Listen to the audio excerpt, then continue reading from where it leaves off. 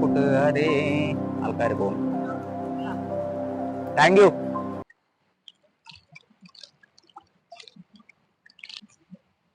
അപ്പൊ നമ്മളിന്നുള്ളത് പാലോട്, തിരുവനന്തപുരം കിഴക്ക് ഭാഗത്തുള്ള പാലോട് ചിപ്പൻചിറ എന്ന് പറഞ്ഞൊരു സ്ഥലത്താണ്. വളരെ ഭംഗിയുള്ള, എന്നാൽ ഒരുപാട് പേരാൽ അതിന്റെ ഭംഗി നഷ്ടപ്പെടാതെ ഇപ്പോഴും കാത്തു സൂക്ഷിക്കപ്പെടുന്ന ഒരു തനി നാട്ടുംപുറം ഗ്രാമത്തിലാണ് ഞാനിപ്പോൾ ഉള്ളത്. അപ്പൊ നമ്മൾ ഇന്ന് ചർച്ച ചെയ്യാൻ പോകുന്നത് 9ാം ക്ലാസ്സുകാരുടെ 1ാമത്തെ യൂണിറ്റിലെ ആദ്യത്തെ പാഠഭാഗം സുഹൃതഹാരങ്ങൾ. എൻ്റെ ഏറ്റവും പ്രിയപ്പെട്ട കവി കുമാരനാശാന്റെ ചണ്ടാല ഭിക്ഷുകി എന്ന കവിതയിലെ കുറച്ച് വരികൾ മാത്രം. ആ ഭാഗങ്ങൾ സുഹൃതഹാരങ്ങൾ എന്ന പേരിൽ പഠിക്കുവാൻ വേണ്ടിയിട്ടുണ്ട്. അപ്പൊ ആ സുഹൃതഹാരങ്ങളായിരിക്കും നമ്മളിന്ന് ചർച്ച ചെയ്യാൻ പോകുന്നത്. ആദ്യം തന്നെ കുമാരനാശാനെ മുഖവരകളൊന്നുമില്ലാതെ അടയാളപ്പെടുത്തുവാനാണെങ്കിൽ, അല്ലെ, മഹാകവി അറിയാത്തവരായ മലയാളക്കരയിൽ ആരാണുള്ളത്? നളിനി, ലീല, പ്രരോദനം, ദുരവസ്ഥ, കരുണ, അല്ലെ, ചണ്ടാല ഭിക്ഷുകി, ചിന്താവിഷ്ടയായ സീത. അത്തരത്തിൽ മലയാളത്തിലെ എക്കാലത്തെയും മികച്ച കവികളുടെ സൃഷ്ടാവാണ് ആര്? കുമാരനാശാൻ. അപ്പൊ അദ്ദേഹത്തിന്റെ ചണ്ടാല ഭിക്ഷുകിയിലെ സുഹൃതഹാരങ്ങൾ എന്ന് പറഞ്ഞ പാഠഭാഗം പഠിക്കുവാനുള്ള 9ാം ക്ലാസ്സുകാരോട് അവരോട് ഏറ്റവും അധികമുള്ള സന്തോഷത്തോടു കൂടി ഞാൻ തുടങ്ങട്ടെ. ആശാനിൽ നമുക്ക് ആരംഭിക്കാം, അല്ലെ. സ്നേഹഗായകൻ, വിപ്ലവത്തിന്റെ ശുക്രനക്ഷത്രം എന്നൊക്കെ അറിയപ്പെടുന്ന ഏറ്റവും പ്രിയങ്കരനായ കവിയും സാമൂഹ്യ പ്രവർത്തകനും നവോത്ഥാന നായകനുമായ കുമാരനാശാനാണ് നമ്മുടെ കവി. സ്നേഹത്തിൽ നിന്നുദിക്കുന്നു ലോകം, സ്നേഹത്താൽ വൃദ്ധി തേടുന്നു. സ്നേഹമാണ് അഖിലസാരമൂഴിയിൽ, സ്നേഹസാരമിഹ സത്യമേകമാഹിക്കയുണ്ണി നീ നിന്നെ ദ്രോഹിക്കുന്ന ജനത്തെ, അല്ലെ, ദേഷ്യത്തെ ദേഷ്യം കൊണ്ട് തീർക്കാൻ കഴിയില്ല, സ്നേഹം കൊണ്ട് മാത്രമേ അത് വീട്ടാൻ കഴിയൂ, അത് തിരുത്താൻ കഴിയൂ എന്ന് നമ്മളെ പഠിപ്പിച്ച സ്നേഹഗായകനാണ് ആര്? ആശാൻ. അതേപോലെ തന്നെ മാറ്റുവിൻ ചട്ടങ്ങളെ, ഇല്ലെങ്കിൽ സ്വയം മാറ്റുമതുകളി നിങ്ങളെത്താനെന്ന് പാടിയ വിപ്ലവകാരി കൂടിയാണ് ആര്? ആശാൻ. ഇല്ലേ? തന്നതില്ല നരൻ ഉള്ളു കാട്ടുവാൻ ഒന്നുമേ ഉപായം ഈശ്വരൻ, ഇന്ന് ഭാഷ ഇങ് അപൂർണമല്ലയോ, ഇല്ലേ, വന്നുപോകും പിഴയും അർത്ഥശങ്കയാലെന്ന് ആശാൻ പാടിയിട്ടുണ്ട്. ആൾക്കാർ പോകുന്നു. Thank you. അപ്പൊ ആധുനിക കവിത്രയങ്ങളിൽപ്പെട്ട മൂവരും ജാതി വ്യവസ്ഥിതിക്കെതിരെ പോരാടിയിരുന്നവരാണ്. അതിൽ ആശാന്റെ കവിതകൾ, അല്ലെ, ആശാന്റെ കവിതകൾ എന്നും മലയാളികൾക്ക് പ്രത്യേകമാർന്നതാണ്. ജാതി വ്യവസ്ഥകൾക്ക് എതിരെ പോരാടുന്ന ഒരു കവി എന്നതിലുപരി ആശാന്റെ സ്ത്രീകൾ, ഒരു കരുത്തുറ്റ സ്ത്രീകളെയാണ് ആശാൻ സൃഷ്ടിച്ചത്. 4 ചുവരിൽ ഒതുങ്ങി കഴിയുന്ന സ്ത്രീകളിൽ നിന്നൊക്കെ, അല്ലെ, വാസവദത്തയും ലീലയും നളിനിയും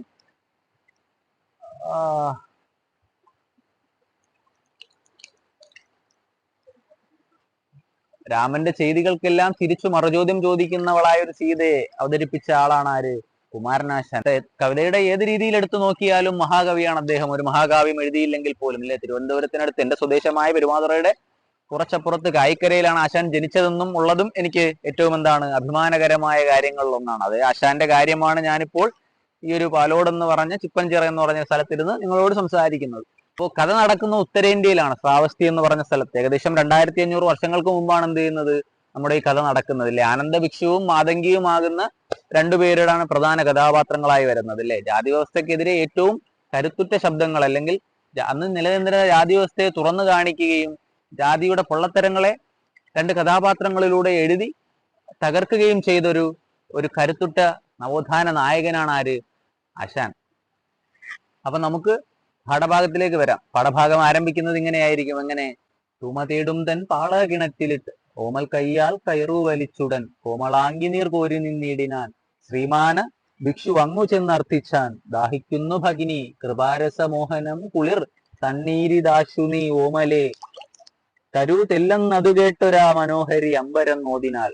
നോക്കടാ, കഥ ആരംഭിക്കുന്നത് ഇങ്ങനെയാണ്. ഞാൻ പറഞ്ഞു, ശ്രാവസ്തിക്ക് അടുത്ത്, അല്ലെ, 2500 വർഷങ്ങൾക്ക് മുമ്പ് ഒരു ഉച്ച സമയത്ത് ഒരു പെൺകുട്ടി തനിയെ വെള്ളം കോരാൻ എത്തുകയാണ്. അല്ലെ, എല്ലാവരും പണിയൊതുക്കി വീടുകളിലാണെന്ന് ഉറപ്പിച്ച് ഏകാന്തമായ ഒരു സാഹചര്യത്തിൽ അവൾ ഉച്ച നേരത്ത് വന്ന് വെള്ളം കോരുകയാണ്. അപ്പോ തൂമ തേടും തൻ, അഴക് തേടുന്ന ഏറ്റവും ഭംഗിയേറിയ പാള കൊണ്ടുള്ള തൊട്ടിയാണ്, അല്ലെ, ആ തൊട്ടിയിട്ട് വെള്ളം കോരുവാൻ വേണ്ടിയിട്ട് പാള കൊണ്ട് തൂമ തേടും അഴകുള്ള, ഭംഗിയുള്ള, അല്ലെങ്കിൽ വെണ്മയുള്ള ആ ഒരു പാള കിണറ്റിലേക്കിട്ട് ഓമൽ കയ്യാൽ കയറു വലിച്ചുടൻ, അവളുടെ സുന്ദരമായ കൈകളാൽ കയറു വലിച്ചു നിൽപ്പാണാര്? നമ്മുടെ കഥാനായികയായ മാതങ്കി. അല്ലെ, അവൾ ചാമർ നായികയാണ്, ചാമർ വിഭാഗത്തിൽപ്പെട്ടവളാണ്, ചണ്ടാലിയാണ്, അല്ലെ, താഴ്ന്ന ജാതിക്കാരിയാണ്, നീചനാരിയാണ് ആര്?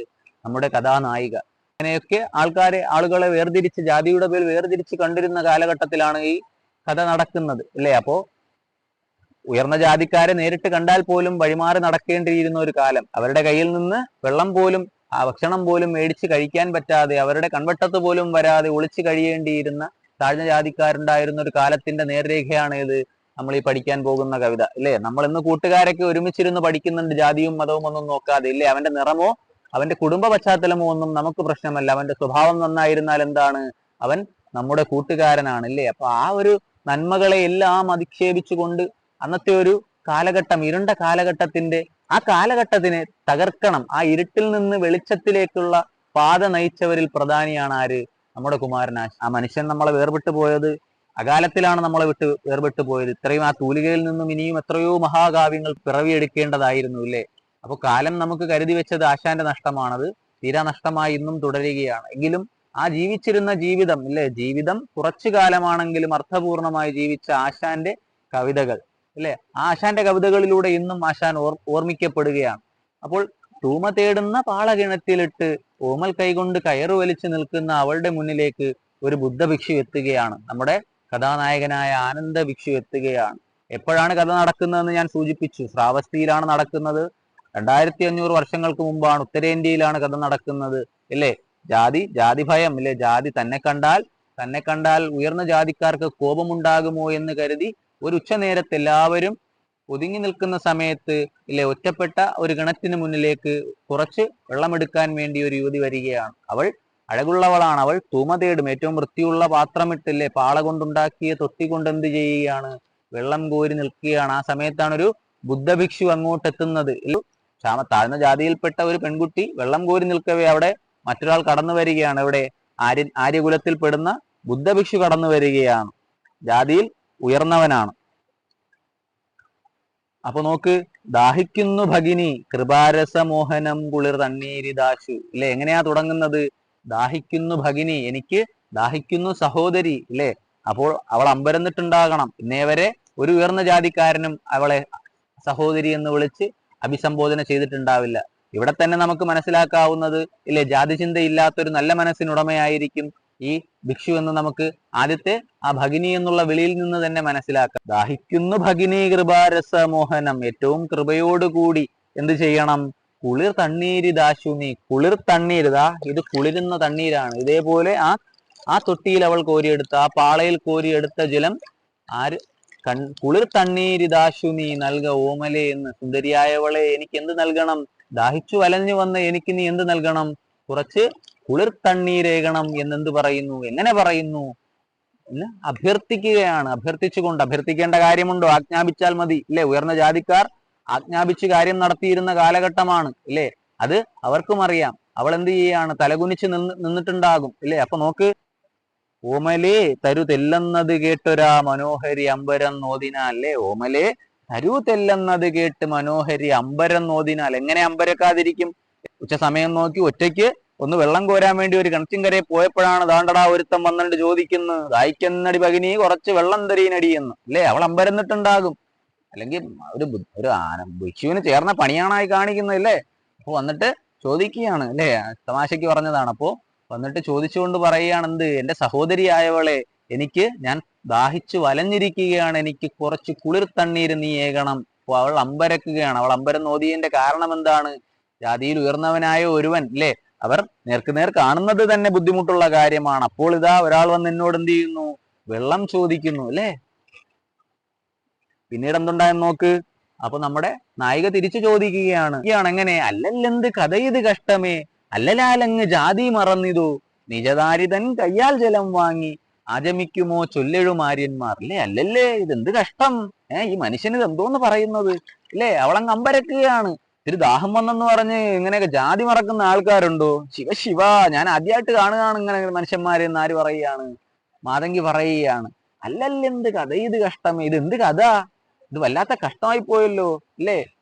അല്ലലാലങ്ങ് സങ്കടം, അല്ലലാലങ്ങ് ജാതി മറന്നത്, കുറച്ച് ദാഹം വന്നപ്പോഴേക്കും ജാതി മറന്നു. ഒരു താഴ്ന്ന ജാതിയിൽപ്പെട്ട പെണ്ണിനോട് പോയി അഭ്യർത്ഥിക്കേണ്ട കാര്യം ആര്യന്മാരായ നിങ്ങൾക്കുണ്ടോ എന്ന് ചോദിക്കുകയാണ്.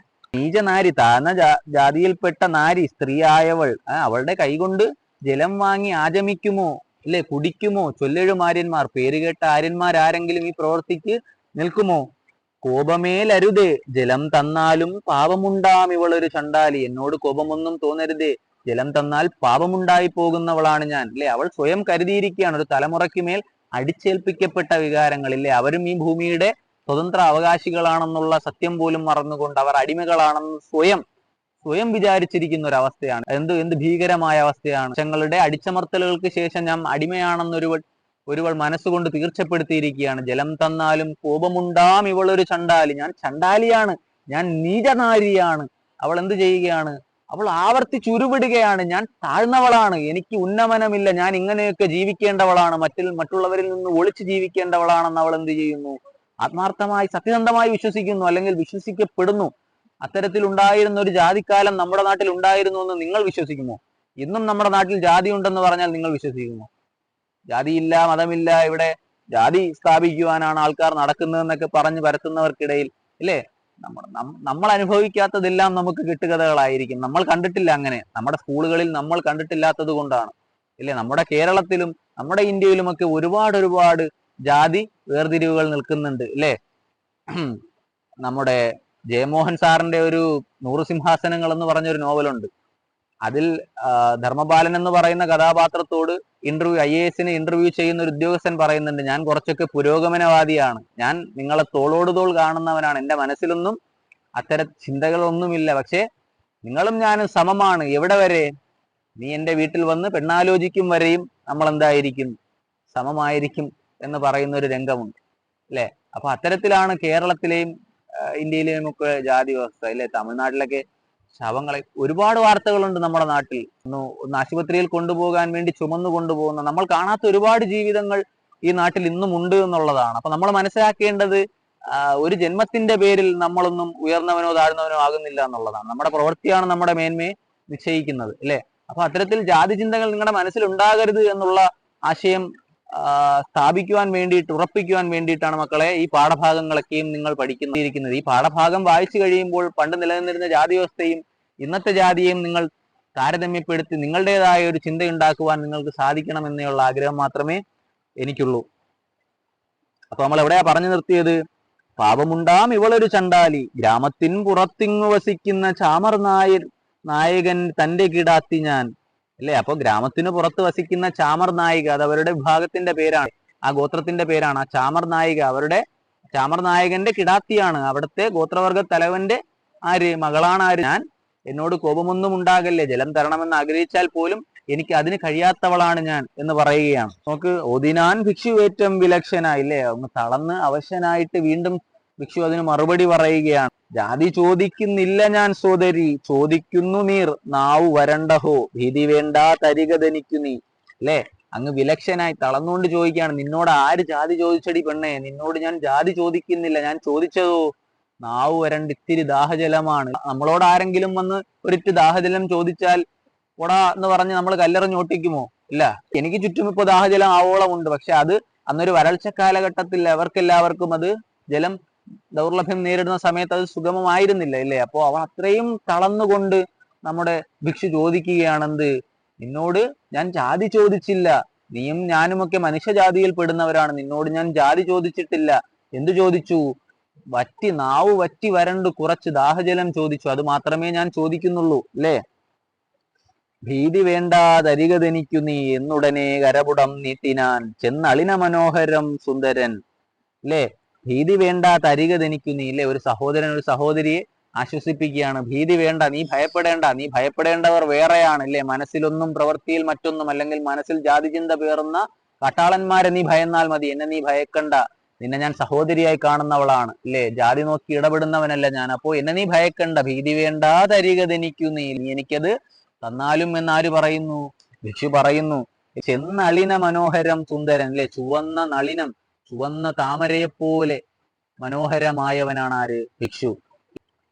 എന്നുടനെ കരപുടം നീട്ടിനാൻ അല്ലേ.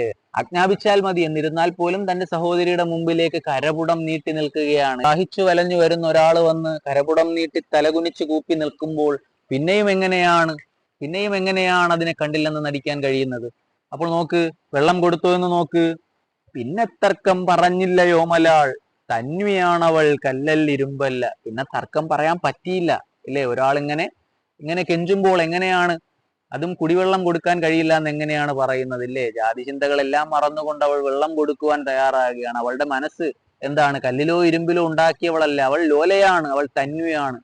കറ്റക്കാർ കൂന്തൽ മൂടിത്തലവഴി മുറ്റുമാസ്യം മറഞ്ഞുകിടക്കുന്ന ചാരുസാരി ഒതുക്കിച്ചെറുചിരി ചോരും ചോരുവാ ചെറ്റു വിടർത്തവൾ പാരം വിസ്മയമാർന്നു വിസ്ഫാരിത താരയായി തെല്ലു നിന്നു മൈക്കണ്ണിയാൾ. അപ്പോ അടുത്ത എന്താണ്? അവളെ വർണ്ണിക്കുകയാണ്, നമ്മുടെ മാതങ്കിയെ വർണ്ണിക്കുന്നതാണ് കുമാരനാശാൻ. എങ്ങനെ? മുറ്റുമാസ്യം മറഞ്ഞുകിടക്കുന്ന, മുഖം മുഴുവൻ മറഞ്ഞു കിടക്കുന്ന ചാരുസാരി ഒതുക്കി ചെറുചിരി ചോരും ചോരുവാ ചെറ്റു വിടർത്തവൾ പാരം വിസ്മയമാർന്നു വിസ്ഫാരിത താരയായി തെല്ലു നിന്നു മൈക്കണ്ണിയാൽ. വിസ്മയമാർന്ന താരയെ പോലെ അവൾ എന്ത് ചെയ്യാണ്? ചാരുസാരി ഇങ്ങനെ എന്ത് ചെയ്തു? മുറ്റുമാസ്യം, മുഖം മുഴുവൻ മൂടി തലവടി മൂടിയിരിക്കുന്ന ചാരുസാരി ഒന്ന് ഒതുക്കി പിടിച്ചുകൊണ്ട് എന്ത് ചെയ്യാണ്? അവൾ ചിരിച്ചു നിൽക്കുകയാണ്. എങ്ങനെ? സ്ഫാരിതയായ താരയെ പോലെ, വിടർന്ന താരയെ പോലെ. ചോരച്ചെന്തളിർ അഞ്ചും അരുണാംശുപൂരത്താൽ മേനി മൂടി പുലർച്ചയിൽ വണ്ടിണ ചെന്നു മുട്ടി വിടർന്ന